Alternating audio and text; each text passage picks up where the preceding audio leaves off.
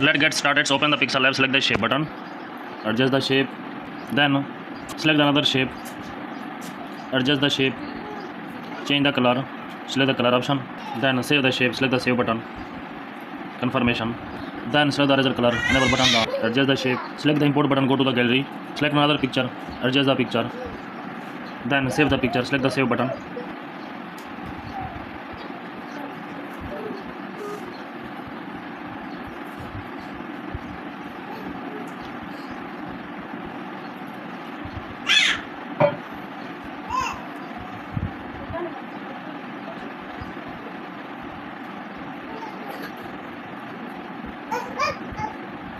Please like the video and subscribe the channel.